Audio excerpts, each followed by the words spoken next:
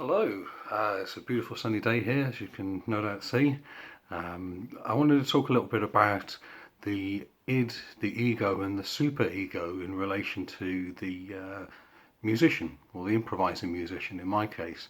These are terms that developed in psychoanalysis, most commonly associated with Sigmund Freud. The id is your automatic responses, the things that you sort of do without needing to think about them very much.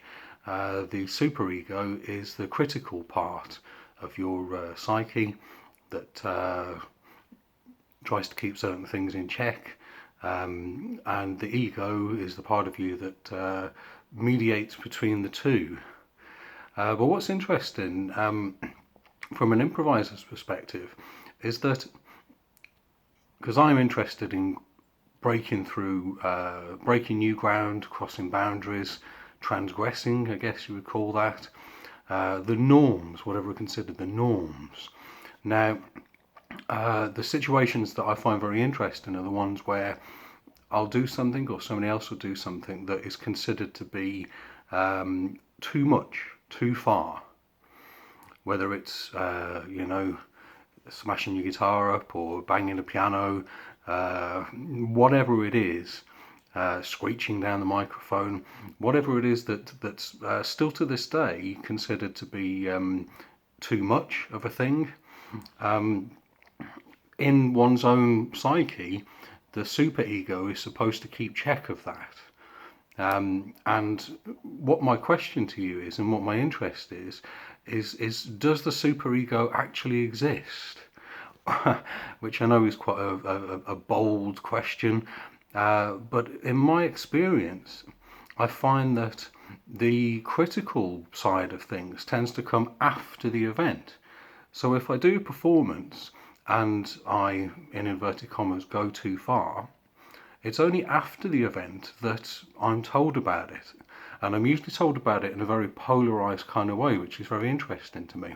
Some people will say that was amazing, that was fantastic, whatever, all the positive comments, best thing you've ever done, etc., etc. Other people will say that was terrible, you were you went completely too far. And that all depends on the context. Given the right venue, given the right audience in particular, you can be lauded for such behaviour. Given the wrong venue, the wrong kind of audience, you can be cast out, essentially, excommunicated from a particular music community. Now, to me, that is a matter for the society of artists, and, listeners, etc. I don't see where superego comes into that.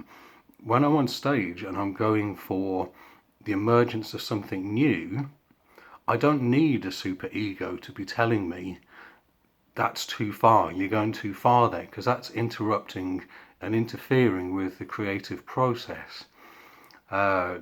Yes, the id, the automatic sort of, things, whatever, activities, that makes perfect sense.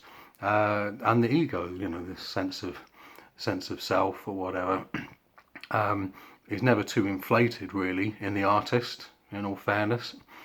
You tend to very often have quite a low sort of self-esteem really, and the act of performance itself helps bring you up to what might be considered a normal level. But the superego, I can test its relevance and I can test its existence in the act of making art. I think it's something that comes after the event. Okay, in the middle of an event, if people start throwing rotten cabbages or booing or getting up and walking out because they don't like it, that's some aspect of superego, but it's not something that's contained within my psyche. I've had gigs where people have left at half time, but the people that stayed gave a standing ovation at the end. So where's the superego in all of that? Was I supposed to clip my wings to keep the half of the audience that left back in their seats? But the danger of that would be the half of the audience that applauded at the end and really dug it, they would not have got what they wanted from the performance, and I most certainly would not have gotten what I wanted from the performance. So that's my brief take on questioning the notion of superego. What's so super about the superego? I'm going to leave it there, friends. Probably go for a walk in the park. It's a very beautiful day. I hope you're all well and look after yourselves. Stay safe. Speak to you soon. Bye bye.